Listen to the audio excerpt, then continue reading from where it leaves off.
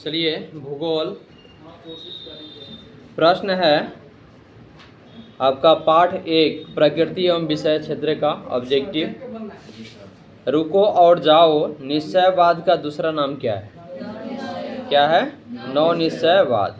मात्रात्मक क्रांति किससे संबंधित है? मानव भूगोल और भौतिक भूगोल दोनों से।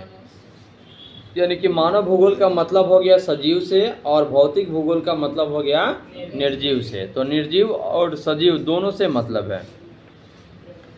तो किस भूगोलवेता ने राज्य या देश का वर्णन जीवित जीव के रूप में किया है?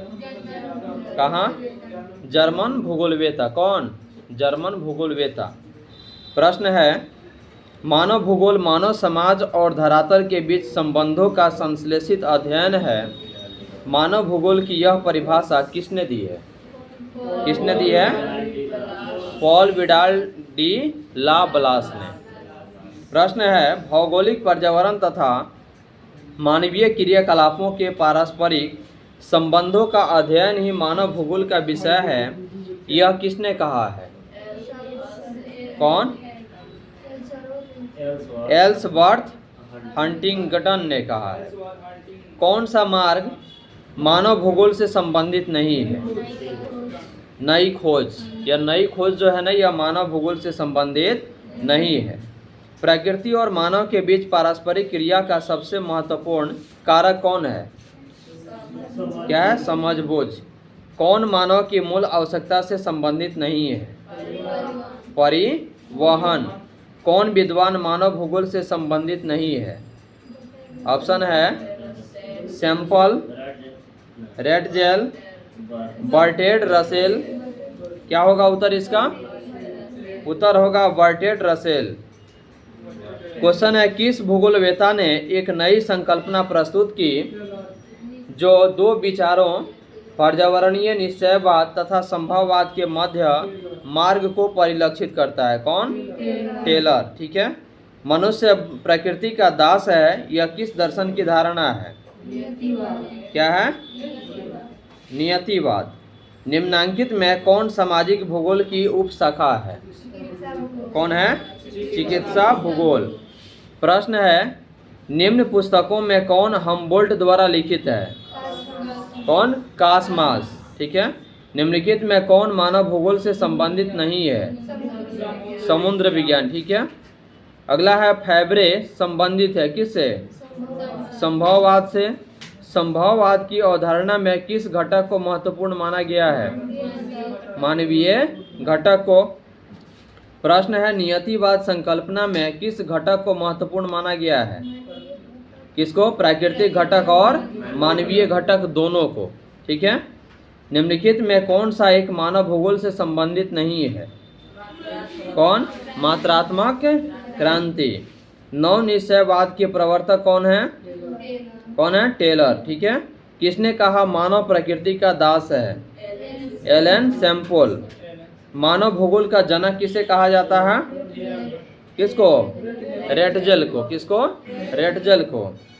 जियोग्राफिया जेनरालिस के लेखक कौन है? कौन है? वारेनियर।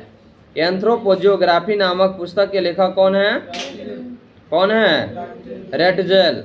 संभववाद शब्द का प्रयोग सर्वप्रथम किस फ्रांसीसी विद्वान ने किया था? किसने किया था? कौन? लुसियन फैब्रे। लुसियन फैब्रे। अगला क्वेश्चन है आपका मानव भूगोल क्रियाशील मानव और अस्थायी पृथ्वी के परिवर्तनशील संबंधों का अध्ययन है। यह किसने कहा है? एलन सी सैंपल। किसने कहा है? एलन सी सैंपल।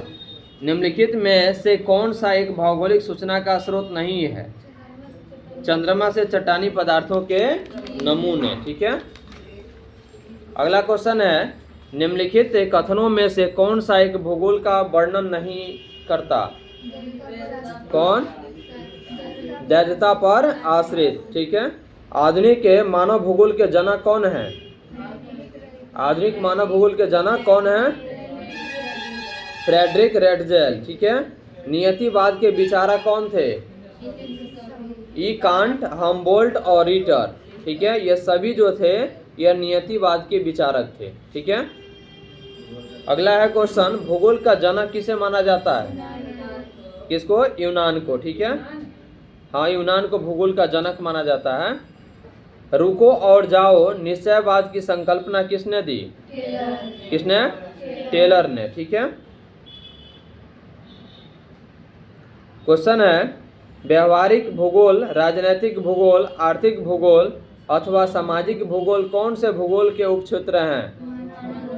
मानव भूगोल। ठीक है, मानव भूगोल विचारकों के विकास की अभिव्यंजना है, न कि भौगोलिक ज्ञान के विस्तार और खोज का कोई तत्कालिक परिणाम।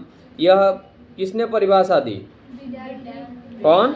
विडाल डी ला ब्लास ने। ठीक है, 1990 का दशक, क्वेश्चन है 1990 का दशक भूगोल के किस उपागम के लिए जाना जाता है? आधुनिकतावाद। ठीक है, ब्लास निम्नलिखित में से किस भौगोलिक अवधारणा से संबंधित है? संभववाद। ठीक है,